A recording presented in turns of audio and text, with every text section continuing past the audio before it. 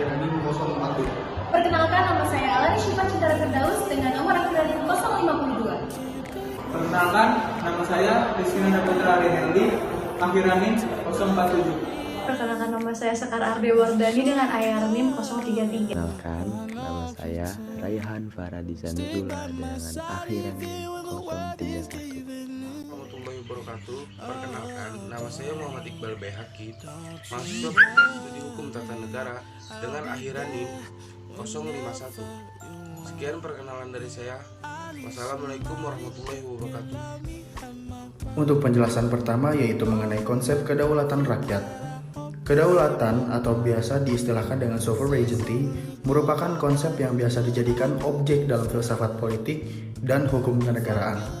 Di dalamnya terkandung konsepsi yang berkaitan dengan ide kekuasaan tertinggi yang dikaitkan dengan negara.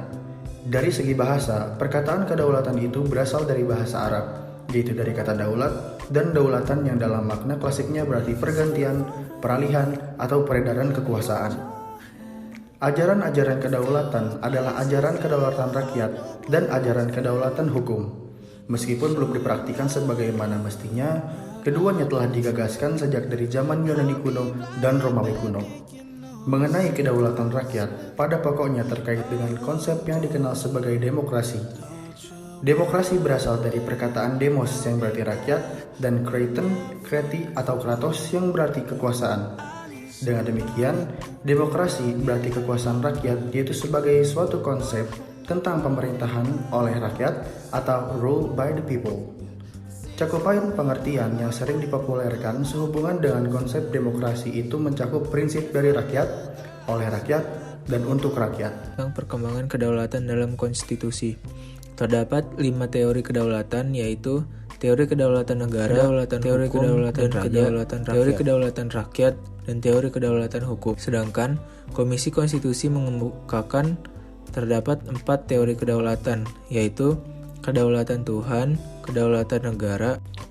Selanjutnya, rakyat perlu memahami hak dan kewajibannya sebagai warga negara yang telah diatur dalam konstitusi, sebagai suatu kesadaran dalam berbangsa dan bernegara, dengan turut berperan aktif dalam penyelenggaraan pemerintahan, serta melakukan kontrol atau pengawasan terhadap jalannya pemerintahan untuk mencegah terjadinya kemungkinan penyalahgunaan kekuasaan yang diwakilkan itu. Sedangkan konstitusionalisme mengatur pelaksanaan rule of law dalam hubungan individu dengan pemerintah, dan konstitusionalisme menumbuhkan suatu sistem yang memberikan pembatasan terhadap wewenang pemerintah yang dicantumkan dalam konstitusi. Kedaulatan yang dianut khususnya oleh negara Indonesia adalah kedaulatan rakyat, di samping kedaulatan hukum dan kedaulatan negara. Derivasi bentuk kedaulatan rakyat. Konstitusi dan kedaulatan rakyat sangat berkaitan erat karena hakikinya konstitusi merupakan suatu bentuk hukum dari konsepsi kedaulatan rakyat. Dalam perkembangannya, rakyat menyelenggarakan kedaulatan yang dimilikinya melalui wakilnya. Di sisi lain, teori kedaulatan hukum menyatakan bahwa yang memiliki kekuasaan tertinggi dalam suatu negara ialah hukum. Karena itu baik raja, penguasa, dan rakyat serta negara sendiri tunduk terhadap hukum. Konsep kedaulatan ini kemudian melahirkan negara hukum yang mempunyai unsur utama bahwa setiap tindakan negara harus didasarkan pada hukum atau harus dapat dipertanggungjawabkan pada hukum.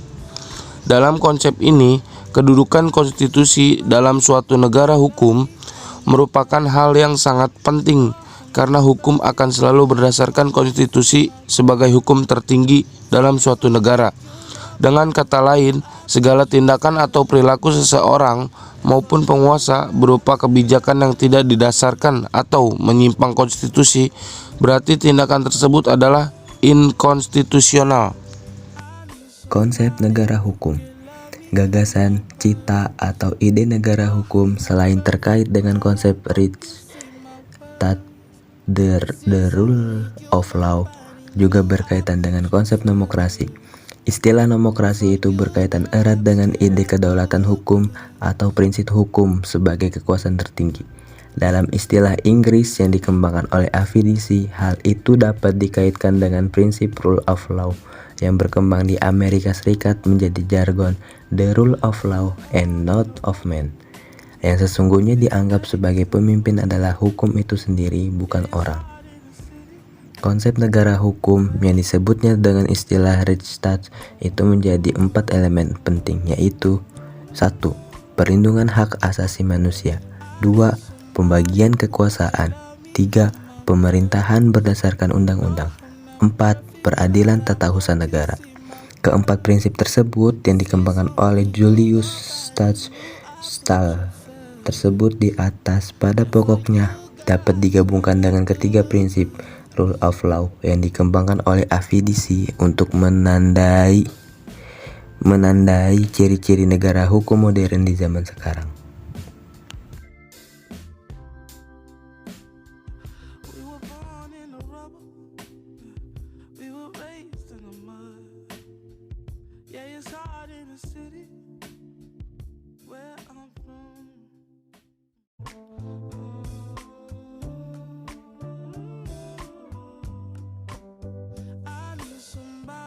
Perkembangan konsep negara hukum dalam konstitusi dalam rangka merumuskan kembali ide-ide pokok konsepsi negara hukum itu dan pula penerapannya dalam situasi Indonesia dewasa ini.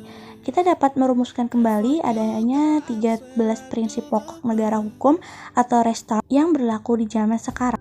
Dan yang ke-10 bersifat demokratisian, yang sebenarnya yaitu 1. Supremasi hukum, 2. Persamaan dalam hukum, 3. Asas legalitas, 4. Pembatasan kekuasaan, 5. Organ-organ campuran yang bersifat independen, 6. Peradilan bebas dan tidak memihak, 7. Peradilan tata usaha negara, 8. Peradilan tata negara, 9. Perlindungan hak asasi manusia. Ke-13 prinsip pokok tersebut merupakan pilar-pilar utama yang menyangga berdirinya tegak satu negara modern sehingga dapat disebut sebagai negara hukum, the rule of law atau Rechtsstaat. Dan dalam arti masalah kedaulatan menjadi penting karena secara formal merupakan suatu sumber kekuasaan yang membagi-bagikan kekuasaan kepada bagian yang berada di bawahnya. Kedaulatan adalah kekuasaan terbesar untuk menyelenggarakan pemerintahan berdasarkan peraturan perundang-undangan yang berlaku yang berpedoman pada sumber hukum tertinggi dalam suatu negara, yaitu konstitusi. Karena konstitusi merupakan naskah legitimasi paham kedaulatan, khususnya kedaulatan rakyat. Oleh karena itu, rakyat perlu memahami hak dan kewajibannya sebagai warga negara yang telah diatur dalam konstitusi sebagai suatu kesadaran dalam berbangsa dan bernegara, dengan turut berperan aktif dalam penyelenggaraan pemerintahan serta melakukan kontrol atau pengawasan terhadap jalannya pemerintahan untuk mencegah terjadinya kemungkinan penyalahgunaan kekuasaan yang diwakilkan itu.